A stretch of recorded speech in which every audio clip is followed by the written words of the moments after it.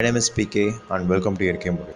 ரொம்ப நாள் கழிச்சு இன்னைக்கு ஒரு சீடோட அன்பாக்சிங் அண்ட் ரிவ்யூ பற்றி தான் பார்க்க போகிறோம். என்னோட சேனலில் ஆல்ரெடி ஒரு 4 கம்பெனியோட சீட்ஸை பர்ச்சேஸ் பண்ணி அதை அன்பாக்ஸ் பண்ணி அந்த சீட்ஸை ஜெர்மினேட் பண்ணி அதோட குவாலிட்டி எப்படி இருக்குன்றதெல்லாம் டீட்டெயிலாக கொடுத்துருக்கேன். அந்த பிளேலிஸ்ட்டுக்கான லிங்க்கை நான் கீழே கொடுக்குறேன், வேணுன்றவங்க செக் பண்ணி பார்த்துக்கோங்க. இந்த தடவை நான் விதை வாங்கியிருக்க வெப்சைட் வந்து Seed2plant. இந்த கம்பெனி தமிழ்நாட்டில் கன்னியாகுமரி மாவட்டத்தில் இருக்குது. ஸோ இந்த வீடியோவை நம்ம அன்பாக்சிங்லேருந்து ஸ்டார்ட் பண்ணலாம்.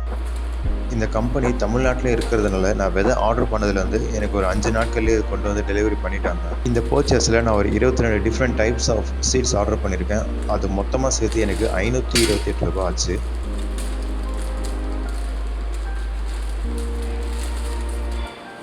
பேக்கேஜ் ஓப்பன் பண்ணோடனே ஃபர்ஸ்ட் நமக்கு அவங்க கொடுத்த காம்ப்ளிமெண்ட் இந்த 5% கூப்பன் கோட் இருக்குது. ஆனால் அவங்க வெப்சைட்டில் இதோட ஒரு நல்ல டீல்லாம் நிறையவே இருக்குது பர்ச்சேஸ் பண்ணுறதுக்கு. ஸோ சீட்ஸ் எல்லாம் பார்த்தீங்கன்னா ஒரு பபுள் ரப்பில் நல்லா டைட்டாக பேக்டாக தான் வச்சுருந்தாங்க. ஆனால் மோஸ்ட்டாக சீட்ஸ் வந்து எப்பவுமே ஒரு பாக்ஸில் போட்டு அந்த பாக்ஸில் தான் பபுள் ரேப் பண்ணுவாங்க. இவங்க ஜஸ்ட் அந்த சீட்ஸ் பேக்கெட்டே பபுள் ரேப் பண்ணி வச்சுருக்காங்க. ஸோ ஓவராலாக பேக்கேஜ் பார்க்குறதுக்கு நீட்டாக தான் இருந்தது. ஆனால் அந்த விதைகள் எதுவுமே ஒரு ஜிப்லாக்ல இல்லை. பிகாஸ் நம்ம இருக்கிற எல்லா விதையும் உடனே யூஸ் பண்ண மாட்டோம். யூஸ் பண்ணிட்டு மிச்ச விதையை நம்ம டைட்டாக க்ளோஸ் பண்ணி வைக்கிறதுக்கு ஒரு ஜிப்லாக் மாதிரி இருந்திருந்தால் கொஞ்சம் நல்லா இருந்திருக்கும்.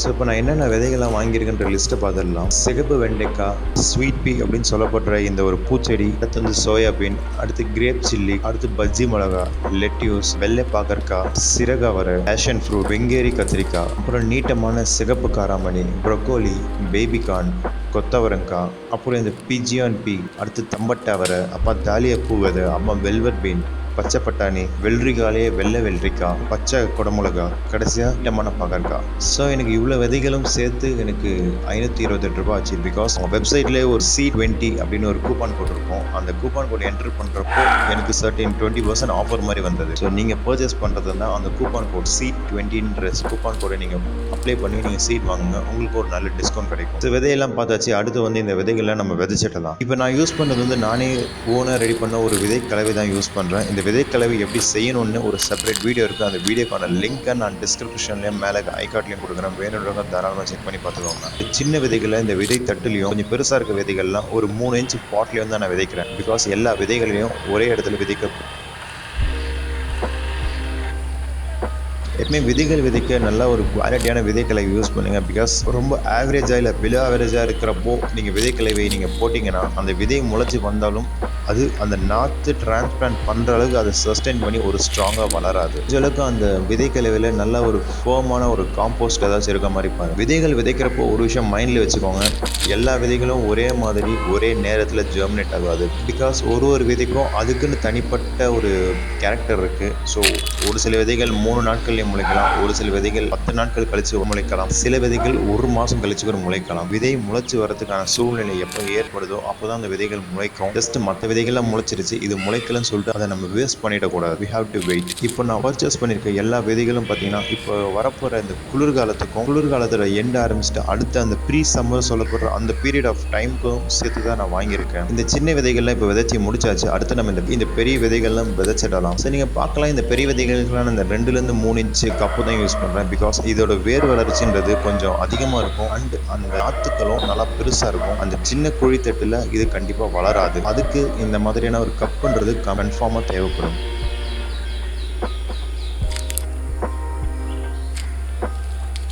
இதில் பேஷன் ஃப்ரூட் மட்டும்தான் நான் வாங்கியிருக்க ஒரே ஒரு பழ விதை. ஸோ இதை நீங்கள் பார்க்குறப்போ உங்களுக்கு ஒரு விஷயம் புரிஞ்சிருக்கும், நான் வாங்கின எல்லா விதைகளுமே நான் இதில் விதைக்கலை. அதுக்கான காரணம் இப்போ இருக்கிற கிளைமேட்டிக் கண்டிஷனுக்கு இந்த விதைகள்லாம் முளைச்சி வரும். பட் ஆனால் இதில் இருக்க பூ விதைகள்லாம் கண்டிப்பாக முளைச்சி வராது. ஏன்னா இதை நான் 1 மாதத்துக்கு முன்னாடி நான் விதைச்சேன். பூ விதைகளுக்கு கரெக்டான டைம்ன்றது இந்த நவம்பரோட 2வது வாரம் இந்த மாதிரி டைமில் தான் பூ விதைகள் விதைச்சா கரெக்டாக இருக்கும். அண்ட் ஆல்சோ ஒரு சில விதைகளும் நான் அந்த டைம்லேயே விதைச்சிக்கலாம் அப்படின்னு சொல்லிட்டு தனியாக எடுத்து வச்சுட்டேன்.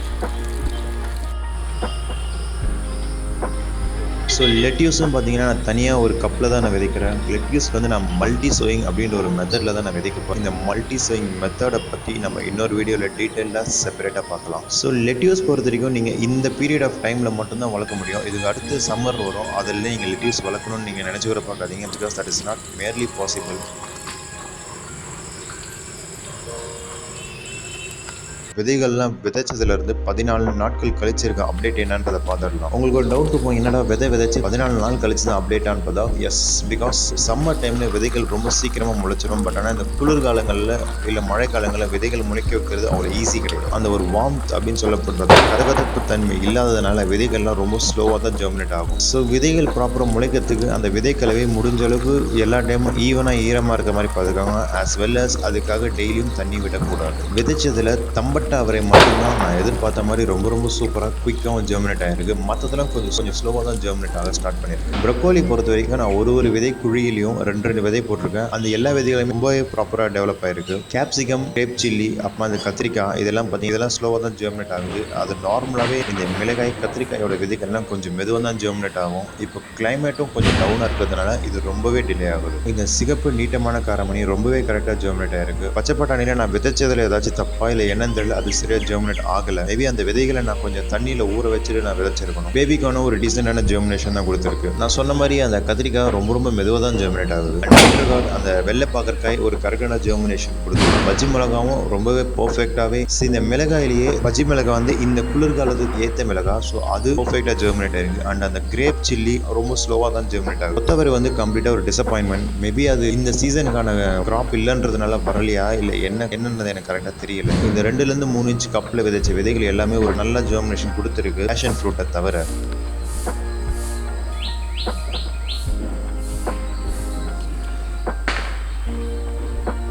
நம்ம விதைச்ச அந்த லெட்யூஸை பார்த்துடலாம். லெட்யூஸும் பார்த்தீங்கன்னா ஜெர்மினேட் ஆக ஸ்டார்ட் பண்ணியிருக்கு இப்போதான்.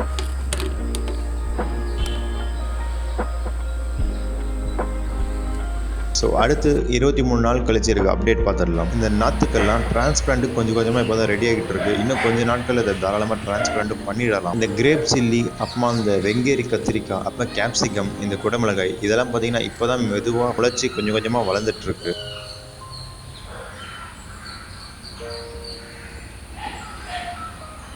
ஸோ இந்த சிகப்பு காரமணிலாம் பார்த்தீங்கன்னா அந்த சீட் லீவ்ஸ் அதையும் தாண்டி அடுத்த செட் ஆஃப் ட்ரூ லீவ்ஸை நல்லா தாராளமாக வளர்ந்துருக்கு இப்போலாம். ஸோ டிரான்ஸ்பிளான்ட் பண்ணுறப்போ அந்த சீட் லீவ்ஸை தாண்டி ட்ரூ லீவ்ஸ் வளர்ந்ததுக்கு அப்புறமா நீங்கள் டிரான்ஸ்பிளான்ட் பண்ணுங்கள். ஜஸ்ட் விதை முளைச்சிருச்சுன்ற உடனே கொண்டு போய் அதை டிரான்ஸ்பிளான்ட் பண்ணிடாதீங்க. இல்லை இன்னும் நல்லா வளரட்டும்னு சொல்லிட்டு ரொம்ப டிலேவும் பண்ணாதீங்க. இந்த வேறு வந்து உள்ள ஜாயின் ஆக ஆரம்பிச்சிருச்சுன்னா அது சஸ்டெயின் பண்ணி ஃபைனல் லொக்கேஷனை வளர்கிறதுக்கு ரொம்ப திணறும். லெட்யூஸும் நல்லா வளர்ந்துட்டு வருது. ஸோ இப்போ கரெக்டாக இன்னொரு 3 நாட்கள் கழிச்சு நம்ம டிரான்ஸ்பிளான்ட் பார்த்துடலாம். ஸோ இப்போ இந்த நாற்றுகளோட டிரான்ஸ்பிளான்ட்டை பார்த்துடலாம். ஸோ டிரான்ஸ்பிளான்ட்டுக்கு இந்த நாற்றுகள் எடுக்கிறப்போ ரொம்ப கேர்ஃபுல்லாக எடுங்க. அந்த ரூட் பால் எதுவும் டேமேஜ் பண்ணாமல் பார்த்துக்கோங்க.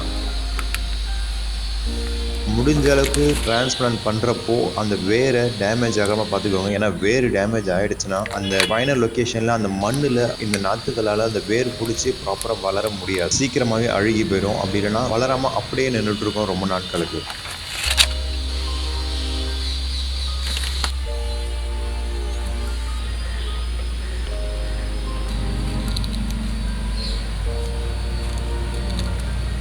ஸோ டிரான்ஸ்பிளான்ட் பண்ணுறப்ப நீங்கள் மைண்டில் வைக்க வேண்டிய ஒரு விஷயம், ஒரு நாற்றுகளும் வேறு மாதிரி, எல்லாத்தையும் ஒரே மாதிரி டிரான்ஸ்பிளான்ட் பண்ண முடியாது. சில நாற்றுகளை நம்ம ரொம்ப ஆழமாக டிரான்ஸ்பிளான்ட் பண்ணுற மாதிரி இருக்கும், சில நாற்றுகளை வந்து நம்ம ரொம்ப ஷாலோவாக டிரான்ஸ்பிளான்ட் பண்ணுற மாதிரி இருக்கும்.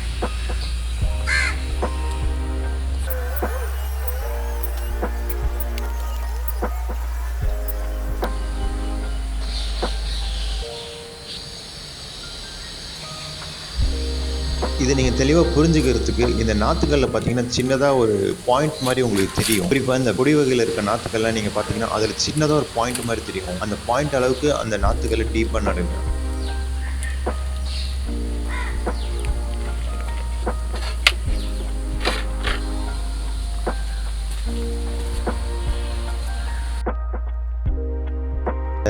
தம்பட்ட அவரை இது வந்து ரொம்பவே பரவி வளரக்கூடியது. இதை வந்து ஆழமாக தான் நீங்கள் நடணும். அதில் சின்னதாக ஒரு நோட் மாதிரி ஒன்று தெரியுது பாருங்க, அந்த அளவுக்கு நீங்கள் டீப்பாக இந்த நாற்றை நடணும்.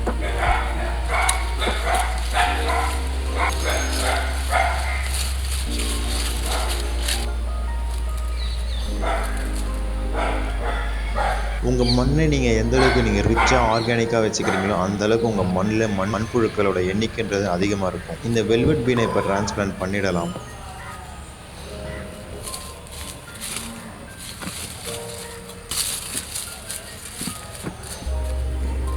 அண்ட் லெட்யூஸும் பார்த்தீங்கன்னா நம்ம வளர்ந்துட்டு இருக்கு. ஆனால் டிரான்ஸ்பிளான்ட் பண்ணுறதுக்கு அது இன்னும் வளரல. ஃபைனல் அப்டேட்டை பார்த்துட்டு இந்த வீடியோவை நம்ம இப்போ முடிச்சிடலாம். ஃபைனல் அப்டேட்டில் கரெக்டாக இந்த விதையை விதைச்சு ஒரு அக்டோபர் 10ஆம் தேதி நான் விதைச்சேன். இன்னைக்கு நவம்பர் 12ஆம் தேதி. ஸோ கிட்டத்தட்ட பார்த்தீங்கன்னா ஒரு மாதம் காலங்கள் ஆகியும் இன்னமும் பார்த்தீங்கன்னா அந்த நாற்றுக்கள் வந்து மெதுவாக தான் வளர்ந்துட்டு இருக்கு. பிகாஸ் நான் ஆல்ரெடி மென்ஷன் பண்ணியிருக்கேன், அந்த விதைகளுக்கு தேவையான சூழ்நிலை ஏற்படுற டைமில் தான் அந்த விதைகள் நல்லா முளைச்சி ப்ராப்பராக ஜெர்மினேட் ஆகி வரும். அது வரைக்கும் நம்ம பொறுமையாக காத்து தான் இருக்கணும். லெட்யூஸ் வந்து ரொம்ப ரொம்ப அழகாகவே வளர்ந்துட்டு வருது. இது இன்னும் ஒரு சில நாட்களில் இதையும் டிரான்ஸ்பிளான்ட் பண்ணிடலாம். ஸோ கரெக்டாக சில நாட்களுக்கு முன்னாடி நம்ம டிரான்ஸ்பிளான்ட் பண்ண நாற்றுகள் ரொம்பவே ப்ராப்பராக வேர் பிடிச்சி செட்டில் ஆகியிருக்கு. பிகாஸ் எந்த நாற்றும் சாஞ்சோ இல்லை ஒரு மாதிரி வாடியோ போகலை. இந்த வெல்வெட் பீன் அப்புறமா இந்த பேஷன் ஃப்ரூட் இதெல்லாம் பார்த்தீங்கன்னா இன்னமும் ஜெர்மினேட் ஆக ஸ்டார்ட் பண்ணல. மேபி அதுக்கான டைம் இன்னும் வரல போல. பொறுமையாக பார்க்கலாம். நீங்கள் இந்த ஃபைனல் அப்டேட்டில் நீங்கள் அந்த விதைத்தட்டில் பார்க்கலாம். அந்த ப்ரொக்கோலி அப்புறமா அந்த பாகற்காய் பஜ்ஜி மிளகாயோட நாற்றுக்கள்லாம் இருக்காது. பிகாஸ் அதை நான் ப்ரிப் பண்ணி தனியாக ஒரு கப்பில் டிரான்ஸ்பிளான்ட் பண்ணியிருக்கேன். இதில் அது இன்னொரு 10லேருந்து 12 நாட்கள் வளர்ந்ததுக்கு அப்புறமா அதோட ஃபைனல் லொகேஷனில் நான் டிரான்ஸ்பிளான்ட் பண்ணுவேன். I think that's it for this video. இன்னைக்கு வீடியோவில் நம்ம Seed2plant அப்படின்ற வெப்சைட்ல இருந்து விதைகள் ஆர்டர் பண்ணி அதோட அன்பாக்சிங் அண்ட் ரிவ்யூ பார்த்துட்டோம். விதைகள் ரொம்ப நல்லாவே இருக்கு. நம்ம அடுத்து இன்னொரு வீடியோவில் பார்க்கலாம். Let's stay connected to create a better environment and thank you by PK.